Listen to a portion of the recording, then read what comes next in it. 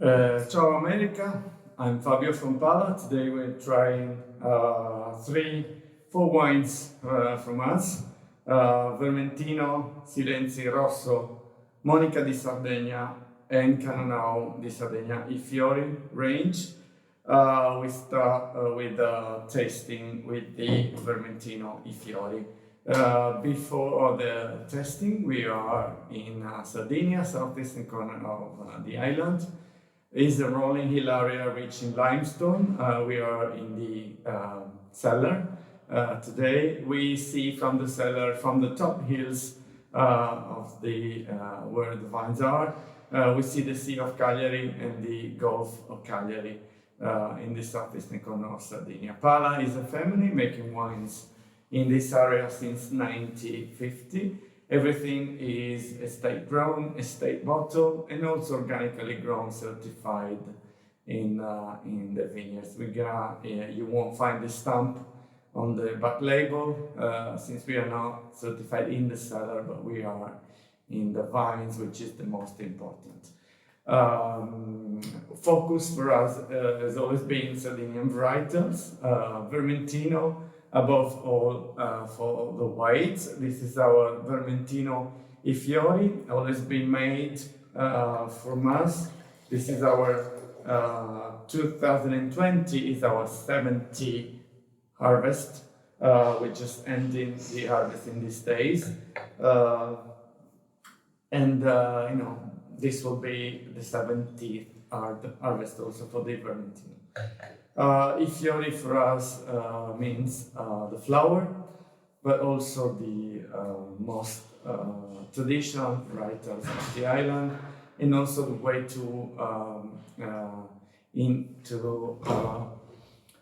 respect the varietal and terroir as much as we can. So for us, the I Fiori range is the classic range of the grapes and of the wines coming from Sardinia and from us. Once again, limestone, looking at the sea, the main ingredients you're gonna try in the glass of Vermentino, so expect to breathe the sea salt coming from the sea, together with the minerality coming from the limestone.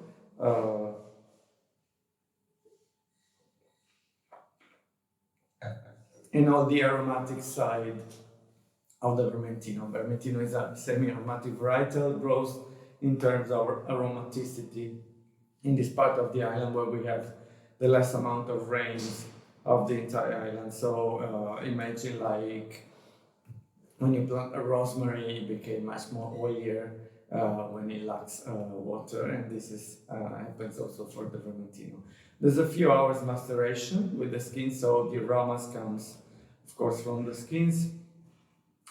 Expect to try rosemary, sage, a little bit of hint of licorice. There's an herb called Helichrysal that grows in the coastal area of Sardinia, which is part of the licorice families, and give you can find this tiny little perfume on the nose of our Vermentino. Expect also of course, the fruit side with lemon and orange zest above all, and expect a long finish in the mouth. Is the classic Vermentino, meaning respecting terroir and varietal as much as we can in this specific area.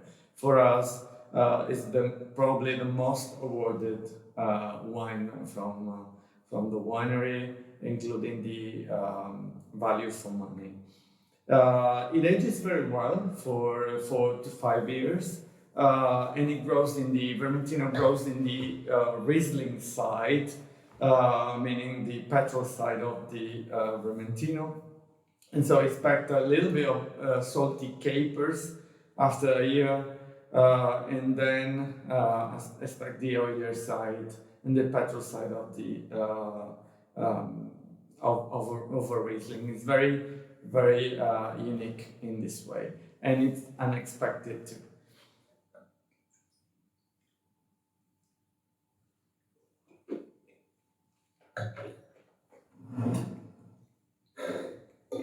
First of the reds from us is the what we call the first step in the red varieties, and it's the Silenzi Rosso, which is based on Monica. Monica, we're gonna talk later, is a local variety, plus Carignano. Carignano is Carignan, exactly as in France, planted in mainly in the southeastern part and in the southwestern part of the island, where is even a DOC.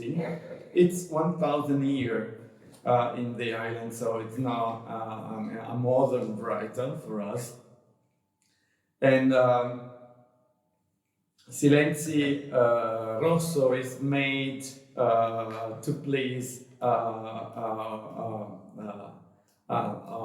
by the glass point or a pleasant red to be enjoyed easily with lots of fruit, a bit of spiciness.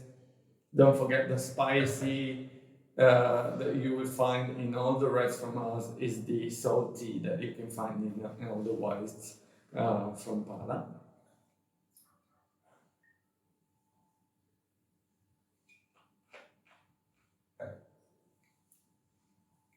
There's a very nice tannic profile. It's not heavy, don't expect an heavy red, but Silenzi Rosso and also the Monica we're going to try are made like a kind of cru Beaujolais, so very fresh in terms of fruit side, light body, but very, you feel, and still I have the mouth watering because of the saltier side, or the spicier side. So it goes very well with a lot of food, starting from a pizza, it's very nice with pizza, ending with a burger, or even with oily fish like roasted fish or tuna or salmon, if you want, and or chicken. Very nice also with all the kind of pastas. So don't expect the super heavy red, expect more like a cru Beaujolais, expect more like a very light Burgundy to be enjoyed also at a lower temperature compared to the other reds. Second red we're gonna try is, I'm using the other glass as a dump, is Monica di Sardegna. Much longer history in comparison, or a much more curious history comparing to the Carignano that I mentioned before, that was in Silenzi together with Monica. This is the DOC, Monica di Sardegna.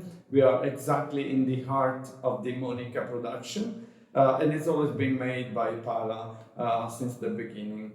The name is very curious, it's a female name, and it's the grape name too. Not only of the DOC, and was named after the monks planted this varietal around the monastery. So in the beginning was the grape of the monks, so Uva Monica, Uva dei Monaci, and then it became Monica during the century.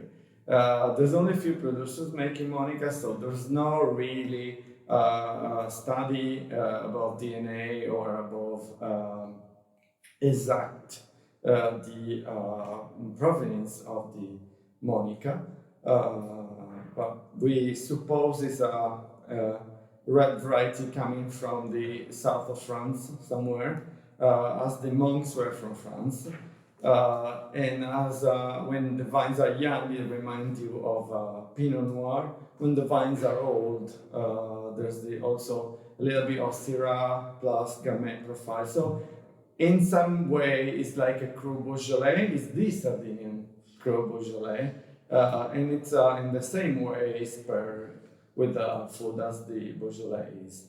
Very like the Silenzi, a little bit much more character, a little bit much more body, but not a full body.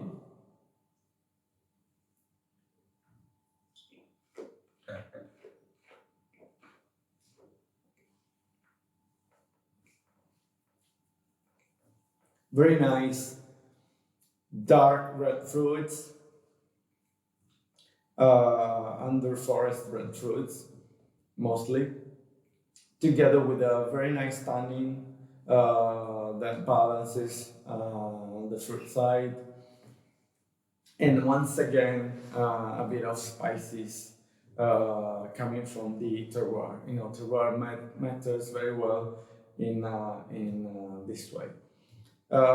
There's only a few producers of Monica, so you probably this is the only. It may be the only Monica available in your area, but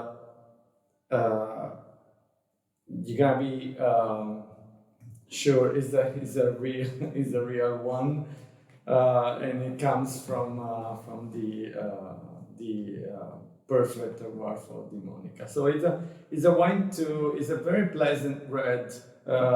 Is in easy drinking, a very nice, very approachable, and like for the Silenzi, Rosso is very versatile in terms of consumption.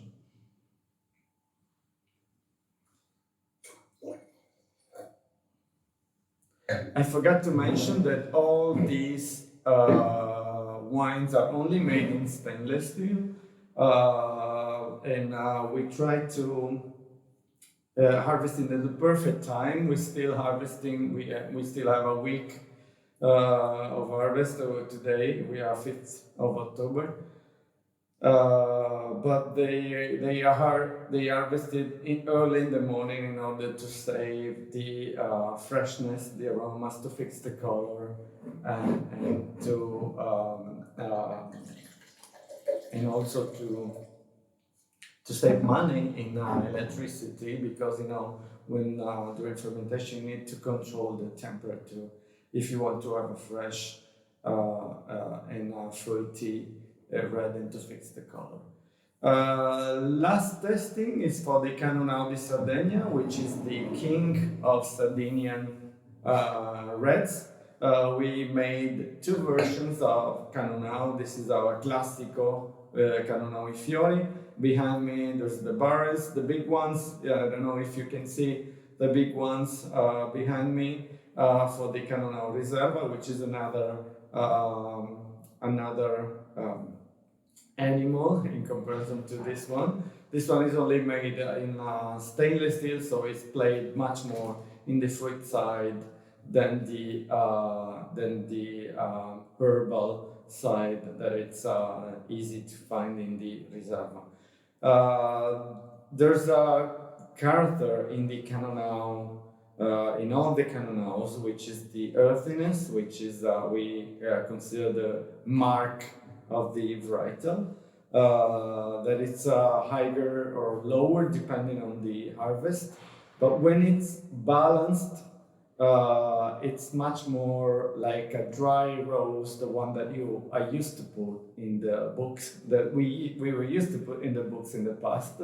So that kind of dry rose nose, together with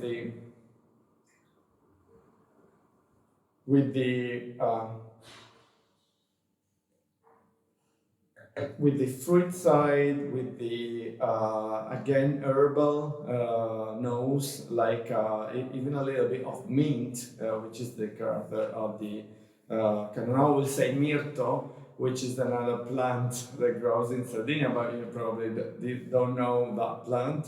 So it's easy to describe it as a kind of mint, or even a bit of eucalyptus. So that kind of herbal that is found at the beginning in the glass, and that leaves space to the fruit side after. It's of course we're speaking of much more body in comparison to Monica and Silenzi. Silenzi and Monica are both light reds. Their nature is to be light. Cannonau is to be much more heavier than them, but as you see, we try not to over-extract the wine, so we try to keep the elegant side of the wine, and this is our philosophy in making Cannonau.